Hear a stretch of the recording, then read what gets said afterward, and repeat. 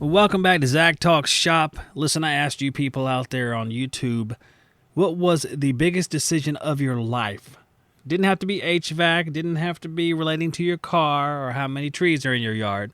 There were no specifics involved. So I asked you guys, and 4 of you did answer. Only 4 of you. Come on. Some more of you could have answered that question. It's a question that just begs for you to tell your story. You can even be the hero because no one can fact check it. So here are the answers that I got, and we're going to see what you guys are all about, those who are willing, the very few of you. The first is my buddy Blaze. Says, Brother Zack, no one has commented yet, so I'll be the first. Almost 54 years ago, when I was 16 years old, a girlfriend of mine invited me to her church. I went to worship service and Sunday school. That evening, there was a bonfire at the beach for the youth group. I went and listened to the youth group leader talk about God and Jesus.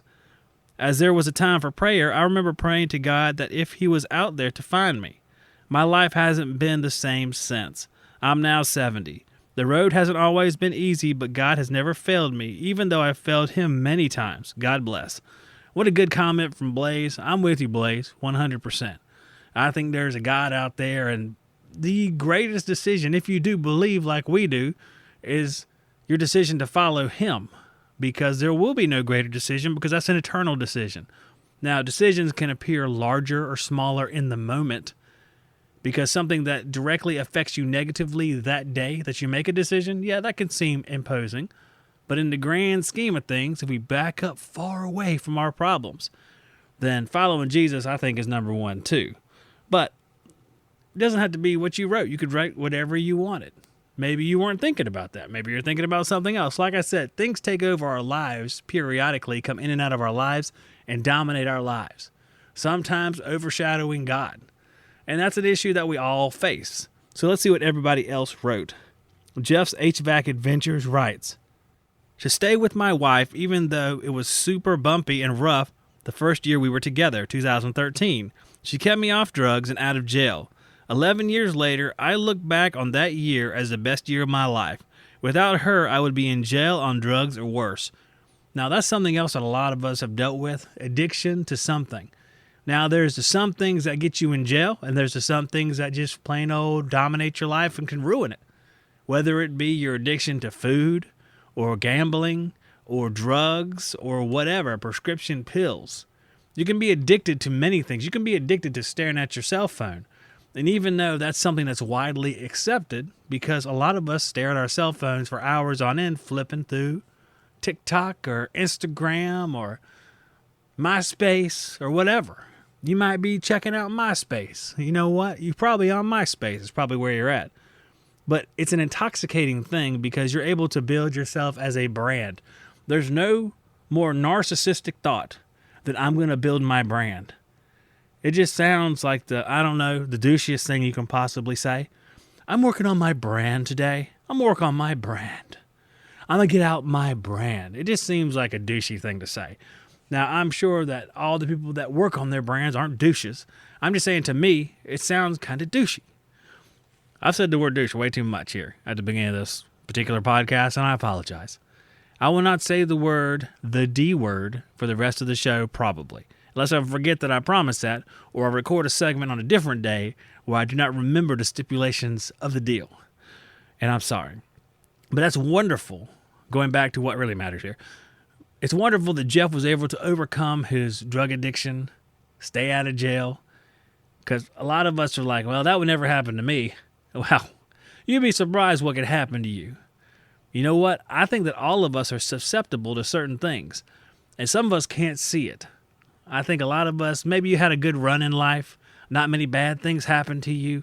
You were just skipping along happy, going through meadows, if you will, but then you hit a rocky road. A lot of bad things can happen. You lose a loved one, something like a job gets lost, your house gets foreclosed, you get in a car wreck, you get injured. There's a lot of bad things that happen in a split second that will completely alter your look on life, at least temporarily, if not permanently.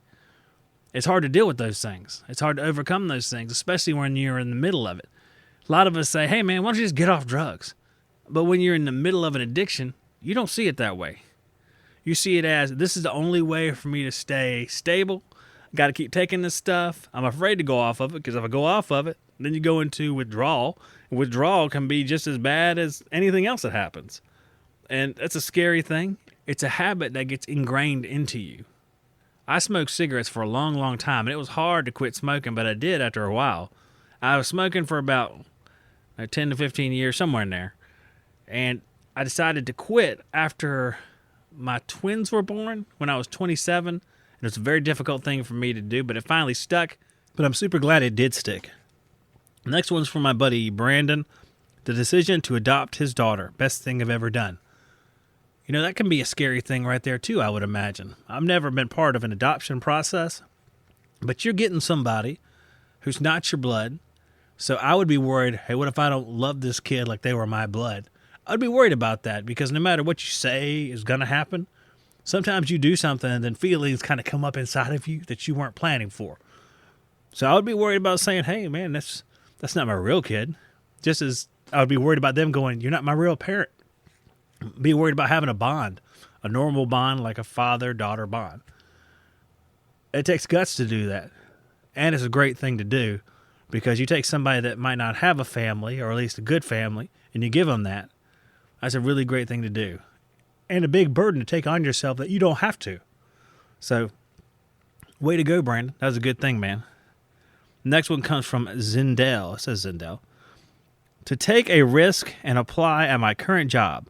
I've always just accepted what my job required of me and went with it. I was miserable. I worked under a bad manager that had a history of meth abuse. There comes the drugs again, guys. Drugs are back. A history of meth abuse that definitely affected him. I wasn't even getting job satisfaction. Then, while laid off for COVID, my lady recommended me to apply where I am now. I took a chance, I applied, went for it in an interview, felt good. Then I got a call expecting to be the new job, asking me to move on to the next step. Instead, it was that old boss congratulating me on how I made the cut to be brought back. I nearly broke down crying. I had hope, you know. Then I was ripped back to the darkness. I worked for 2 weeks under COVID conditions, jumping through hoops, being given bad instructions, being chewed out for not following those instructions. Then I get a message saying I got the job, wanting me in as soon as possible. Well, I went into my old job on my day off, told one of my supervisors I was putting in my notice. I was on the verge of tears when I told her. She was a good one, thanks, Sam. She led me back for the official notice, and the bad manager came out to chew us out because I wasn't wearing the face shield and mask they required all the employees to wear. He was dumbfounded when she explained I was no longer an employee. I never looked back. It took a while to get over that misery. It took me 2 years to go back to that store. Nothing has changed there. My life, on the other hand, has changed astronomically. My lady has a stable job. We have a house that's ours. I've moved up at my new job and I'm happy. It still hits me hard every year I go in for a performance review. My boss and I both have to look at each other in the eye and fight back tears. She needed someone to fill a void immediately those 4 years ago, and I've done nothing but fill voids since. I cannot tell you how much love my job and what it's done for me and my lady. Guys, don't be afraid to take that risk. Don't be afraid to fight your way out of the darkness, and don't be afraid to thank God for what he's given you. Man, what a good comment that is, dude. So 2 out of the 4, they mentioned God. Not to say the other 2 wouldn't have. Just 2 out of 4 mentioned God, and that's a powerful thing. To rely on God and have faith in God, that gives you hope for the future. And when you have hope for the future, you can deal with the present a whole lot easier. What I mean is, if there's somewhere eternally that you're going, it's going to be a great place, then it's a lot easier to deal with hard things as they confront you because you know that once you get past them, you have that hope. And that's definitely a good thing to have. Guys, these are great comments. Very, very good comment. Wrapped up with a long one, but really, really good. Take risks. Risks are important in life. Too often our lives are safer now, and safe does not equal good. In fact, safe can be boring and ordinary and not good at all, and not good for your character. It's good to take risks, I think. It's good to go for it because that's the only way you advance in life and find new things and the interesting things that God has laid out for you. There's a few risks involved. Don't be afraid to take those risks, guys. You can do it. Yellow Jacket is rapidly expanding their wireless probe lineup. It includes the 67068 YJack dual port manometer. These communicate with your smart device. You can get the 67074 YJack wireless charging and evacuation kit. Everything you need for charging and a micron gauge with a display, an added feature. You can also get other wireless probes like the 67067 amp clamp, wireless electrical readings as well. This is great. And the 67063 YJack Do wireless psychrometer probe. Everything you need to get every single reading you want. YJack probes are compatible with MeasureQuick as well, and you can find all these probes at TrueTech Tools. And make sure when you go to TrueTechTools.com, you use the Shop Talk discount code to save 8%. Here's a bit of advice from your old friend Zack. If you're looking for advice, maybe you're not. Maybe you're one of those types that aren't looking for advice ever, because on account that you already know everything. Don't be that guy. You know what? Don't be that guy. That guy is not fun at parties. That guy is the reason why other guys want to get a different job. And that guy is the reason why there's ex-wives out there, not regular wives. If you get what I'm saying here. Just don't be that guy. Here's my bit of advice. There's all sorts of pressure out there, and pressure that people put on themselves, and pressure that's put on you by coworkers and bosses to become the greatest whatever you want to be. Technician. You want to be the greatest technician. Let's take something as simple as run capacitor checking. You're doing a preventive maintenance, and you're thinking to yourself, you're sitting there going, maybe I should do a live capacitor test where I do the calculation and I figure out what kind of microfarad reading this capacitor has while the unit is live. I need to do this because it's more accurate, maybe, or better than, perhaps, doing it with the unit offline, just pulling the leads off and using your meter with the microfarad setting. So here's the thing. Let's keep life really simple out there. This goes across the board. One of the main things, in fact, you probably heard something like this before, when you get a job, like 90% of a job is just showing up. Be a guy who shows up to work, not midday either. The guy who shows up on time or really a few minutes early. Because when you have a job and it starts at 9, you shouldn't really get there at 9. You should get there at like 10 or 15 before 9 so you can get prepared for your work. That shows intelligence and initiative. People like that. Plus, it makes you ready. When you show up and you're like fumbling through things to get ready, it looks like you're not prepared. So showing up is 90%. And in that same vein, just checking something is better than not checking something. When you're doing a preventive maintenance, you're not skipping over stuff. You may debate with yourself what the best way to do everything is, but you're willing to do it, and you do it. You're going to clean the coil. You know you have to take the sides off. You're going to do that. There's no debate between that and leaving the sides on most of the time. There are cases where you can just spray it down if it's pretty clean already. Make sure you're spraying it down because you don't want to skip it. Because coils are deceptive. Outdoor coils can look great and be totally covered in all sorts of junk. A lot of guys that have been around for a while know that. You don't want to skip it, but you don't have to go to the nth degree every single time. Checking amps on everything. Sometimes it can seem mundane. Checking a fan motor, outdoor fan motor, indoor fan motor, checking a compressor, writing it down. So many times it doesn't mean anything. But you're willing to check it because every now and then you'll get that outdoor fan motor that's supposed to be going at around 0.9 amps maybe, but it's doing 1.1. And the capacitor is good because if the capacitor is bad, it'll definitely cause the amps to go up. So know that. If you haven't checked the capacitor yet and you have a high amp draw, check your capacitor. But you got to be willing to check it because every now and then there's going to be an issue with the fan. And you're going to be able to predict what's going to happen in the future, which is that fan will break down, it'll lose a bearing, or something will go wrong, and it'll overheat, shut down, or just won't ever run again.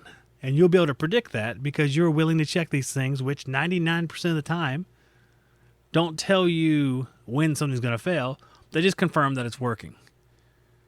and you hardly ever see amp draws tell you something by themselves. They might indicate something else, but you're willing to do it.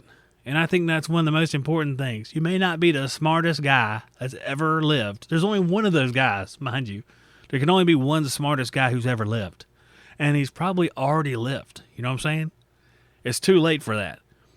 But you can be the guy who just does everything he's supposed to do. And man, that is more valuable in a lot of ways than being the best, the smartest, the fastest. Being a guy who just does what he's supposed to do. He doesn't cause trouble.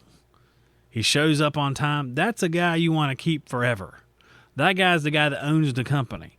I know a lot of you are thinking out there, well, now that you think of it, my boss isn't the smartest guy ever. And we all act like we don't know how he got there. Well, he might have been just a guy who shows up, does his job. He may not be. I mean, don't hold me to it. I don't know your boss. But I'm just saying a lot of those guys, just the guys who stick with it, they come in day after day doing the same thing and work their way up. That's kind of a feat, especially nowadays. Working day after day at the same job. I'm just going to become an influencer. Oh, wait a second. I am an influencer. You're listening to me right now as a podcast. But I'll tell you the truth. I've podcasted for 7 years. That's a day after day, too. But before that, there's about 20 odd years of HVAC work. And especially in the install days, it can get a little monotonous. And you can want to mix things up or change something. But you have to stay focused for a big picture. I wasn't always very good at that. But the guys who could focus and plan like that, they're the guys that own the company, that have that big money later when they retire, instead of always chasing some kind of random dream. And I'm definitely a bad culprit on not chasing these get-rich schemes, but chasing every idea that you think is going to be great. There's a lot to be said for guys who just quietly do their job, and they just keep on going. So my bit of advice is try to be a little bit more like that guy. Don't get hung up in all the tiny details, but make sure you're doing your best at the main thing. Show up to your job. Do the things you're supposed to do and improve them where you can, but don't sweat the small stuff. If you run a home service business like painting, contracting, lawn care, or cleaning, your to-do list is endless. From hiring staff to mountains of paperwork, not to mention doing the actual work that pays the bills. Jobber is a mobile and online app that helps you organize your business and look professional. With Jobber, you can quote jobs, schedule your crew, invoice, and get paid all in one place. Try it free today at getjobber.com/shoptalk. As many of you know, some of you don't, I am a huge fan of tools, and a lot of times I like to preserve old tools. That's what I do a lot now. In fact, I'm sitting here in my shop recording this very podcast with the various pieces of a pipe wrench in front of me. Now, most of the times when you get a hand tool, and especially a power tool, that tool is going to be made in China. And that doesn't necessarily mean the quality is going to be bad, because you guys may or may not know that most of the tools that you hold most dear are made in China, including a lot of Makita, a lot of Milwaukee. A lot of those tools are made in China, but that doesn't mean they're bad. M18 fuel tools, everybody loves those things, and a lot of them are made in China. But I love to see stuff that's made in the United States. Now, as far as power tools, I don't know what you're going to find that's made completely in the United States. Maybe you guys know. I know that Craftsman has a sticker on it that has a USA sticker. But a lot of times, nowadays, we've been downgraded from made in the United States to assembled. Soon will be shipped. It's been shipped in the United States. Yeah, could have made it to Lowe's, I guess. But it's a downgrade, and it's a change of language that's meant to appease this need to have some patriotism in manufacturing. Now, I think we kind of brought this on ourselves because we all love to go buy cheap stuff on Amazon and Temu because we love to see the great items those little slave children make. And there's nothing better than some $1 items made by a skillful slew of slave children. But if you want to pay top dollar for American-made stuff, I mean, you had to travel back in time just about. Now, there's stuff made in America. I think Klein's made in America, the hand tools. But as I sit in front of me, I got the pieces of that pipe wrench I was talking about. A lot of you guys use pipe wrenches, and I see a lot of pipe wrenches. I actually seek them out, try to find them in auctions and stuff like that. You see a whole box of tools, a lot of tools at the auction. You can find a lot of great stuff from back in the day. This was my mentality as a service tech. It's my mentality now. I love to see this stuff, and I love to bring it back to life. So I'm looking at I guess it's Buffalo Tools, made in the USA pipe wrench. And I've been working on this one today and a few other ones, including, let me reach over here. I got a Craftsman, and you can hear it. It's a pipe wrench as well. It's a really old one. I knew it was old when I was watching a Bugs Bunny cartoon that featured the Gremlins. And Gremlins were like these little fantastic creatures that bothered airmen in World War II. They would mess with their planes. And I don't know if you guys have heard of these things, but of course they're not real. They're fake creatures. But I saw a pipe wrench just like this in one of those cartoons, which meant that they used these type back in the 40s. Whether or not it's from the 40s, I don't know. It's funny. I look at this wrench and it says made in the USA, number 4449-11, and I've actually restored another one just like this one. And it has that Craftsman logo that is really familiar on these USA-made tools. And it's just a beast. It's a really great wrench. I had to repair one of the jaws. That was, I don't know, it's been mushed a little bit. I think steel's come a long way. But I love seeing it all shiny and new looking. I got an older one I fixed up. And it was the same mentality I had when I was working in the field. When I saw these old machines, I didn't think, hey, look, time for a new machine. I can make a lot of money. I was thinking to myself, can we get this thing to last a little bit longer? Sometimes to a fault. You got to be good to the customer. You got to do the right thing for the customer. And sometimes you're like, hey, let's fix this thing. It might last a couple of weeks. That's not a good idea. You want to fix something that lasts for a significant amount of time, or that's the intention, unless something else just happens out of the blue. Sometimes it's time to, you got to put a new one in. But I always like fixing stuff like that. I don't know, that's just me. I know a lot of guys are like that probably out there. But sometimes you get dollar signs, and that happens to me too. I like getting a nice, big, juicy repair.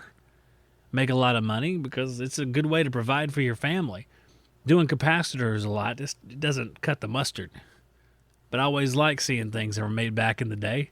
Things that were made tough, things that you could be proud of your country and say, man, my country made this stuff. And now it's hard to come by stuff like that. And it makes me a little bit sad, but it makes me all the more fired up to preserve what I can find. So that's what I do. I do a lot of preservation. Now, you may not know this, and this is a shameful plug, but it's my show, so who cares? But I do redo tools, and I do sell tools that I've redone, and I try to do it in a reasonable way. I try to check and see what the tools are worth and sell it for a reasonable price. And if you look in the description of any podcast going forward and YouTube video, you should be able to find the link to that particular site where I do that. Now, that's up to you to check out and see if you see something cool there. There's all sorts of random stuff's going to appear there. But I'm also going to try to find great deals on modern tools as well and sell them there if I can find some, as I find some. And as always, if you guys need something in particular, I'd like to hunt it out for you. You can always touch base with me and say, hey, Zach, I really need this. I'd love to find some diagonal pliers made by Utica Tools. I see Utica a lot now. Something in particular you're looking for, I'll keep my eye out for it. Guys, it's just what I like to do.